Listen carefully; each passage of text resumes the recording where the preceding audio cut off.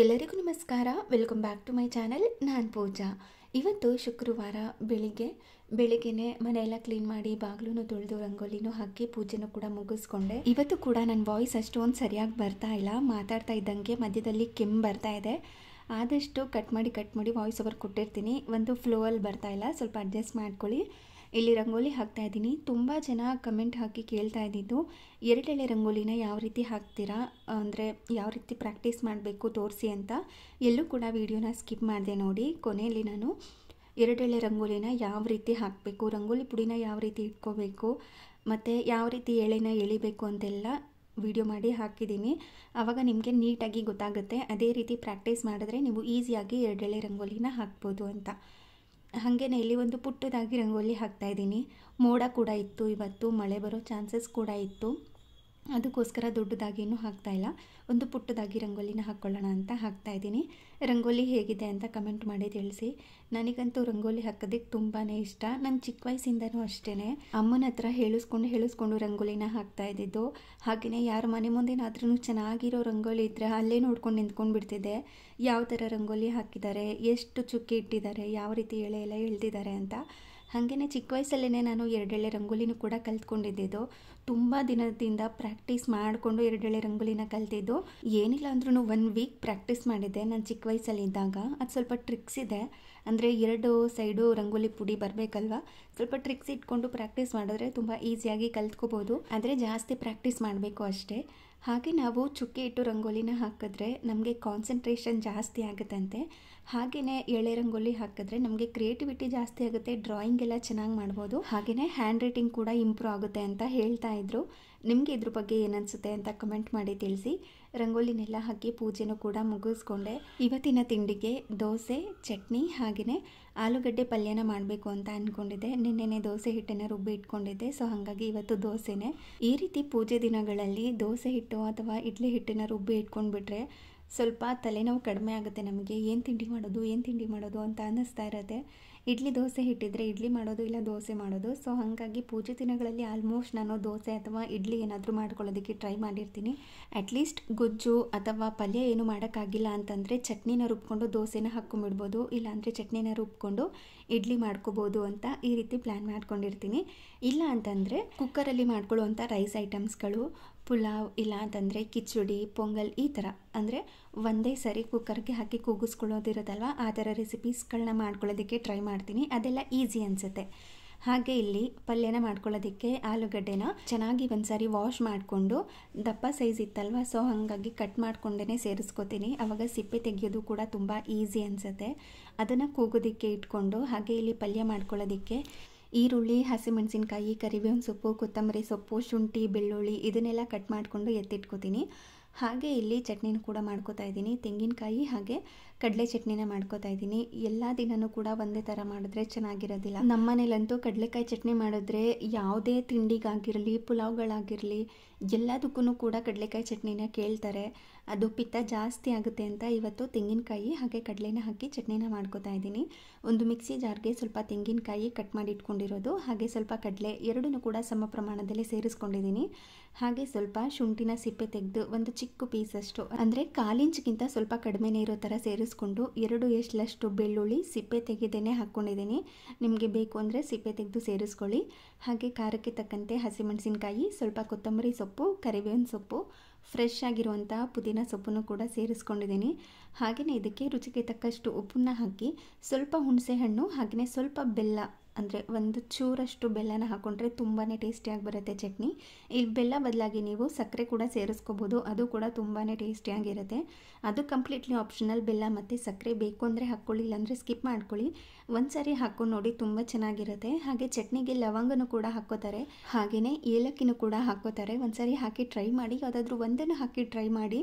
Flavour ತುಂಬಾ ಚೆನ್ನಾಗಿರುತ್ತೆ. ಮಧ್ಯದಲ್ಲಿ ಯಾವಾಗಲಾದರೂ ಒಂದೊಂದ್ಸರಿ ಹಾಕ್ಕೊಂಡು ರುಬ್ಕೋತೀನಿ, ತುಂಬ ಚೆನ್ನಾಗಿರುತ್ತೆ. ಕುಕ್ಕರ್ನ ಕೂಗೋದಕ್ಕೆ ಇಟ್ಕೊಂಡು ಚಟ್ನಿನೂ ಕೂಡ ರೆಡಿ ಮಾಡಿಕೊಂಡು, ಪಲ್ಯಕ್ಕೆ ಬೇಕಾಗಿರೋದನ್ನು ಕೂಡ ರೆಡಿ ಮಾಡಿ ಎತ್ತಿಟ್ಕೊಂಡ್ರೆ ಕುಕ್ಕರ್ ಕೂಡ ಕೂಗಿ ಕೂಲಾಗಿರುತ್ತೆ. ಅಷ್ಟರಲ್ಲಿ ಆಲೂಗಡ್ಡೆ ಕೂಡ ಬೆಂದಿರುತ್ತಲ್ವ, ಸಿಪ್ಪೆನೆಲ್ಲ ತೆಗೆದು ಪಲ್ಯಕ್ಕೂ ಕೂಡ ರೆಡಿ ಮಾಡ್ಕೋಬೋದು. ಈ ರೀತಿ ಆಲೂಗಡ್ಡೆನ ಕಟ್ ಮಾಡಿ ಸೇರಿಸ್ಕೊಂಡ್ರೆ ಸಿಪ್ಪೆ ತೆಗೆಯೋದು ಕೂಡ ತುಂಬ ಈಸಿ, ಹಾಗೆ ಬೇಗ ಕೂಡ ಬೇಯುತ್ತೆ ಅಂತ. ಸಿಪ್ಪೆನೆಲ್ಲ ತೆಗೆದು ಎತ್ತಿಟ್ಕೊಂಡು ಇವಾಗ ಪಲ್ಯ ಮಾಡ್ಕೊಳ್ಳೋದಕ್ಕೆ ಒಂದು ಪಾತ್ರೆನ ಬಿಸಿ ಮಾಡಲಿಕ್ಕೆ ಇಟ್ಕೊಂಡು ಅದಕ್ಕೆ ಎಣ್ಣೆನ ಹಾಕ್ಕೊಂಡು ಕಾಯಿಸ್ಕೋಬೇಕು. ಅದು ಕಾದಾದ ನಂತರ ನಾರ್ಮಲ್ ಆಗಿ ಸಾಸಿವೆ, ಜೀರಿಗೆ, ಕಡಲೆಬೇಳೆ, ಉದ್ದಿನಬೇಳೆನ ಹಾಕಿ ಸ್ವಲ್ಪ ಹೊತ್ತು ಫ್ರೈ ಮಾಡ್ಕೋಬೇಕು.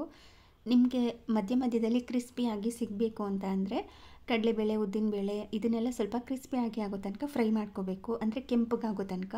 ಮಧ್ಯ ಮಧ್ಯದಲ್ಲಿ ಒಂದೊಂದು ಕಡಲೆಬೇಳೆ ಸಿಗ್ತಾ ಇರುತ್ತೆ ಕ್ರಿಸ್ಪಿಯಾಗಿ, ತುಂಬಾ ಚೆನ್ನಾಗಿರುತ್ತೆ. ಬೇಕು ಅಂದರೆ ಸ್ವಲ್ಪ ಗೋಡಂಬಿನೂ ಕೂಡ ಸಣ್ಣ ಸಣ್ಣದಾಗಿ ಕಟ್ ಮಾಡಿ ಸೇರಿಸ್ಕೋಬೋದು. ಕೆಲವೊಂದು ಹೋಟೆಲ್ಗಳಲ್ಲಿ ಗೋಡಂಬಿನೂ ಕೂಡ ಸೇರಿಸ್ಕೋತಾರೆ. ಹಾಗೆಯೇ ಸಣ್ಣದಾಗಿ ಕಟ್ ಮಾಡಿ ಇಟ್ಕೊಂಡಿರುವಂಥ ಶುಂಠಿ ಬೆಳ್ಳುಳ್ಳಿನ ಹಾಕಿ ಸ್ವಲ್ಪ ಹೊತ್ತು ಫ್ರೈ ಮಾಡಿಕೊಂಡು ಅದಾದ ನಂತರ ಸಣ್ಣದಾಗಿ ಉದ್ದುದಾಗಿ ಕಟ್ ಮಾಡಿ ಇಟ್ಕೊಂಡಿರುವಂತಹ ಈರುಳ್ಳಿ, ಹಸಿಮೆಣಸಿನಕಾಯಿ, ಕರಿಬೇವಿನ ಸೊಪ್ಪನ್ನ ಹಾಕಿ ಸ್ವಲ್ಪ ಹೊತ್ತು ಫ್ರೈ ಮಾಡ್ಕೋಬೇಕು. ಮಧ್ಯದಲ್ಲಿ ಸ್ವಲ್ಪ ಅರಿಶಿನ ಪುಡಿನ ಸೇರಿಸಿ ಫ್ರೈ ಮಾಡ್ಕೋತಾ ಇದ್ದೀನಿ. ಹಾಗೆಯೇ ಚಿಟಿಕೆಯಷ್ಟು ಹಿಂಗು, ಸ್ವಲ್ಪ ಉಪ್ಪನ್ನ ಸೇರಿಸಿ ಫ್ರೈ ಮಾಡ್ಕೋತೀನಿ. ಅಂದರೆ ಈರುಳ್ಳಿಗೆ ಆಗೋಷ್ಟು ಮಾತ್ರ ಉಪ್ಪನ್ನ ಹಾಕಿ ಫ್ರೈ ಮಾಡ್ಕೋತೀನಿ. ಈರುಳ್ಳಿಗೆ ಉಪ್ಪು ಹಿಡಿದ್ರೆ ಈ ಆಲೂಗಡ್ಡೆ ಪಲ್ಯ ತುಂಬಾ ಚೆನ್ನಾಗಿರುತ್ತೆ. ಈ ಅರಿಶಿನ ಪುಡಿ ಎಲ್ಲ ಹಾಕಿದ ಮೇಲೆ ಇದನ್ನು ಸಿಮ್ನಲ್ಲೇ ಇಟ್ಕೊಂಡು ಫ್ರೈ ಮಾಡ್ಕೋಬೇಕು, ಇಲ್ಲಾಂದರೆ ಸೀದೋಗೋ ಚಾನ್ಸಸ್ ಇರುತ್ತೆ. ಅರಿಶಿನ ಪುಡಿ ಎಲ್ಲ ಹಾಕಿ ಸ್ವಲ್ಪ ಕಹಿ ಬರೋ ಚಾನ್ಸಸ್ ಕೂಡ ಇರುತ್ತೆ. ಹಾಗಾಗಿ ಸಿಮ್ನಲ್ಲಿ ಇಟ್ಕೊಂಡು ಚೆನ್ನಾಗಿ ಮಿಕ್ಸ್ ಮಾಡಿ ನಂತರ ಇದಕ್ಕೆ ಬೇಯಿಸಿಟ್ಕೊಂಡಿರುವಂಥ ಆಲೂಗಡ್ಡೆನ ಹಾಕಿ ನಂತರ ರುಚಿಗೆ ತಕ್ಕಷ್ಟು ಉಪ್ಪನ್ನು ಸೇರಿಸಿ ಇದನ್ನು ಇನ್ನೊಮ್ಮೆ ಚೆನ್ನಾಗಿ ಮ್ಯಾಶ್ ಮಾಡ್ಕೋತಾ ಇದ್ದೀನಿ.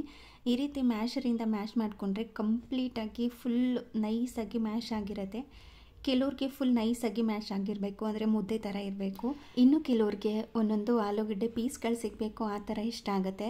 ನಮ್ಮ ಮನೆಯಲ್ಲಿ ಫುಲ್ ಮುದ್ದೆ ಥರ ಇದ್ದರೆ ಇಷ್ಟ ಆಗುತ್ತೆ. ಹಾಗಾಗಿ ಈ ರೀತಿ ಮ್ಯಾಶರಿಂದ ಚೆನ್ನಾಗಿ ಮ್ಯಾಶ್ ಮಾಡಿಕೊಂಡು ಆನಂತರ ಇದಕ್ಕೆ ಸ್ವಲ್ಪ ನಿಂಬೆಹಣ್ಣಿನ ರಸ, ಸಣ್ಣದಾಗಿ ಕಟ್ ಮಾಡಿ ಇಟ್ಕೊಂಡಿರುವಂಥ ಕೊತ್ತಂಬರಿ ಸೊಪ್ಪನ್ನು ಹಾಕಿ ಮಿಕ್ಸ್ ಮಾಡಿಕೊಂಡ್ರೆ ಟೇಸ್ಟಿ ಆಗಿರುವಂಥ ಆಲೂಗಡ್ಡೆ ಪಲ್ಯ ರೆಡಿಯಾಗಿರುತ್ತೆ. ಇದನ್ನು ಕೂಡ ರೆಡಿ ಮಾಡಿಕೊಂಡು ದೋಸೆ ಮಾಡ್ಕೊಳ್ಳೋದಕ್ಕೆ ಇಲ್ಲಿ ತವಾನು ಕೂಡ ಕಾಯಲಿಕ್ಕೆ ಇಟ್ಕೊಂಡು ದೋಸೆ ಹಿಟ್ಟನ್ನು ಚೆಕ್ ಮಾಡ್ಕೋತಾ ಇದ್ದೆ ಕರೆಕ್ಟಾಗಿ ಉಪ್ಪು ಬಂದಿದೆಯಾ ಅಂತ. ದೋಸೆ ಹಿಟ್ಟು ನೀಟಾಗಿ ಫರ್ಮೆಂಟೇಷನ್ ಆಗಿದ್ರೆ ಅದು ನೋಡೋದೇ ಖುಷಿ, ಏನೋ ಒಂಥರ ಸ್ಯಾಟಿಸ್ಫ್ಯಾಕ್ಷನ್. ಅಪ್ಪ ಕರೆಕ್ಟಾಗಿ ಬರುತ್ತೆ ಇವತ್ತು ದೋಸೆ ಅನ್ನೋ ಥರ. ಚಳಿಗಾಲದಲ್ಲಿ, ಮಳೆಗಾಲದಲ್ಲಿ ಈ ರೀತಿ ಫರ್ಮೆಂಟೇಷನ್ ಆಗೋದೇ ಇಲ್ಲ. ಬೇಸಿಗೆಗಾಲದಲ್ಲಿ ಮಾತ್ರ ನೀವು ಎಷ್ಟು ಹೊತ್ತಿಗೆ ಕೂಡ ರುಬ್ಬಿ ಇಟ್ಟರು ಕೂಡ ಬೆಳಿಗ್ಗೆ ಅಷ್ಟರಲ್ಲಿ ನೀಟಾಗಿ ಫರ್ಮೆಂಟೇಷನ್ ಆಗಿರುತ್ತೆ. ಅದನ್ನು ಚೆನ್ನಾಗಿ ಮಿಕ್ಸ್ ಮಾಡ್ಕೊಂಡಿದ್ದೀನಿ. ಹಾಗೆ ಇಲ್ಲಿ ದೋಸೆನೂ ಕೂಡ ಹಾಕ್ಕೋತಾ ಇದ್ದೀನಿ. ನಾನಿಲ್ಲಿ ಮಸಾಲೆ ದೋಸೆ ಥರ ಏನೂ ಮಾಡ್ಕೋತಾ ಇಲ್ಲ. ಯಾವಾಗಲೂ ಮಸಾಲೆ ದೋಸೆ ಥರ ಕ್ರಿಸ್ಪಿಯಾಗಿ ಮಾಡಿಕೊಂಡ್ರೆ ಏನು ಚೆನ್ನಾಗಿರುತ್ತೆ ಅಲ್ವಾ. ಮಧ್ಯದಲ್ಲಿ ಈ ರೀತಿ ಸ್ವಲ್ಪ ಸಾಫ್ಟ್ ಆಗಿರೋ ಥರ ನಾರ್ಮಲಾಗಿ ದೋಸೆ ಮಾಡ್ತಾರಲ್ವ, ಆ ರೀತಿ ಕೂಡ ಮಾಡ್ಕೋಬೇಕು. ಆವಾಗಲೇ ನಾವು ನೆಕ್ಸ್ಟ್ ಮಸಾಲೆ ದೋಸೆ ಮಾಡಿದಾಗ ಅದಕ್ಕೊಂದು ವ್ಯಾಲ್ಯೂ ಅಂತ ಬರೋದು. ಸೊ ಹಾಗಾಗಿ ಇವತ್ತು ಇದೇ ಥರ ಮಾಡ್ಕೋತಾ ಇದ್ದೀನಿ. ಹಾಗಾಗಿ ಇದಕ್ಕೆ ಎಕ್ಸ್ಟ್ರಾ ಏನೂ ಹಾಕ್ಕೊಂಡಿಲ್ಲ, ಸಿಂಪಲ್ಲಾಗಿ ಮಾಡ್ಕೊಂಡಿರೋದು ಹಿಟ್ಟನ್ನು ರುಬ್ಕೊಳ್ಳೋದಕ್ಕೆ. ಕೆಲವೊಂದು ಸಾರಿ ಕೆಲವೊಂದು ಐಟಮ್ನ ಹಾಕಿ ಮಾಡ್ಕೊಂಡಿರ್ತೀನಿ, ಕೆಲವೊಂದು ಸಾರಿ ಕೆಲವೊಂದು ಐಟಮ್ಗಳನ್ನ ಸ್ಕಿಪ್ ಮಾಡ್ಕೊಂಡಿರ್ತೀನಿ. ಇವತ್ತು ನಾನು ಮೆಂತ್ಯನ ಹಾಕ್ಕೊಂಡಿರಲಿಲ್ಲ, ಹಾಗೆ ಮಾಡ್ಕೊಂಡಿದ್ದೆ. ಈ ದೋಸೆನ ನೋಡ್ತಾ ಇರ್ಬೋದು ನೀವು, ಯಾವುದೇ ಥರ ರೇಷನ್ ಅಕ್ಕಿ ಇಲ್ಲ ಅಂತಂದರೆ ದೋಸೆ ಅಕ್ಕಿನ ಹಾಕಿ ಮಾಡ್ಕೊಂಡಿಲ್ಲ. ನಾರ್ಮಲಾಗಿ ಊರಲ್ಲಿ ಸಿಗುವಂತಹ ಅಕ್ಕಿನ ಬಳಸ್ಕೊಂಡು ಮಾಡಿಟ್ಕೊಂಡಿರೋದು. ಯಾವುದೇ ಥರ ಪಾಲಿಷ್ ಆಗದೇ ಇರೋವಂಥ ಅಕ್ಕಿ, ಅದ್ರ ಟೇಸ್ಟೇ ಬೇರೆ ಇರುತ್ತೆ. ಬೇಕಿದ್ರೆ ಒಂದು ಸಾರಿ ಟ್ರೈ ಮಾಡಿ. ನೋಡೋದಕ್ಕೂ ಕೂಡ ಕಲರ್ ಆಗಿಲ್ಲ ಅಂತ ಅನ್ನಿಸ್ಬೋದು, ಸ್ವಲ್ಪ ಲೈಟಿಂಗ್ ಪ್ರಾಬ್ಲಮ್ ಇತ್ತು. ಸೊ ಹಾಗಾಗಿ ನಿಮ್ಗೆ ಆ ಥರ ಅನ್ನಿಸ್ತಾ ಇದೆ. ಕಲರ್ ಕೂಡ ತುಂಬ ಚೆನ್ನಾಗಿ ಬಂದಿತ್ತು, ಟೇಸ್ಟ್ ಕೂಡ ತುಂಬಾ ಚೆನ್ನಾಗಿ ಬಂದಿತ್ತು. ಪಾಲಿಷ್ ಆಗಿರುವಂಥ ಅಕ್ಕಿಗೂ ಪಾಲಿಷ್ ಆಗದೇ ಇರೋವಂಥ ಅಕ್ಕಿಗೂ ತುಂಬಾ ಡಿಫ್ರೆನ್ಸ್ ಇರುತ್ತೆ. ಪಾಲಿಷ್ ಆಗಿರುವಂಥ ಅಕ್ಕಿನ ಮಾಡಿದಾಗ ನಮಗೆ ಜಾಸ್ತಿ ಗಂಜಿ ಬರೋದಿಲ್ಲ, ಮತ್ತು ಮೇಲ್ಗಡೆ ಒಂಥರ ಬರ್ತಾ ಇರುತ್ತೆ, ಆ ಥರ ಎಲ್ಲ ಬರೋದಿಲ್ಲ. ಅದೇ ನಾವು ಪಾಲಿಷ್ ಆಗದೇ ಇರೋವಂಥ ಅಕ್ಕಿನಲ್ಲಿ ಅನ್ನನ ಮಾಡಿ ನೋಡಿ, ಮೇಲ್ಗಡೆ ಸ್ವಲ್ಪ ನೊರೆ ಥರ ಜಾಸ್ತಿ ಬರ್ತಾ ಇರುತ್ತೆ, ಅದ್ರ ಕಲರ್ ಕೂಡ ಚೇಂಜ್ ಇರುತ್ತೆ. ಪಾಲಿಷ್ ಆಗದೇ ಇರೋವಂಥ ಅಕ್ಕಿ ಸ್ವಲ್ಪ ಕೆಂಚಗಿರುತ್ತೆ, ನಾನು ಆಲ್ರೆಡಿ ಶೇರ್ ಮಾಡಿದ್ದೆ ಅಲ್ವಾ. ಸೊ ಆ ಥರ. ಹಾಗೆಯೇ ಸ್ವಲ್ಪ ಗೀ ಪುಡಿ ದೋಸೆನೂ ಕೂಡ ಮಾಡ್ಕೊಂಡಿದ್ದೆ. ಹಾಗೆ ಇಲ್ಲಿ 2 ಎಳೆ ರಂಗೋಲಿನ ಯಾವ ರೀತಿ ಹಾಕೋದು ಅಂತ ತೋರಿಸ್ತಾ ಇದ್ದೀನಿ. 1 ಎಳೆ ರಂಗೋಲಿ ಹಾಕಿದಾಗ ಈ 2 ಬೆಟ್ಟಲ್ಲಿ ರಂಗೋಲಿ ಪುಡಿನ ಎತ್ಕೊಂಡು ನಾವು ರಂಗೋಲಿನ ಹಾಕೋದು.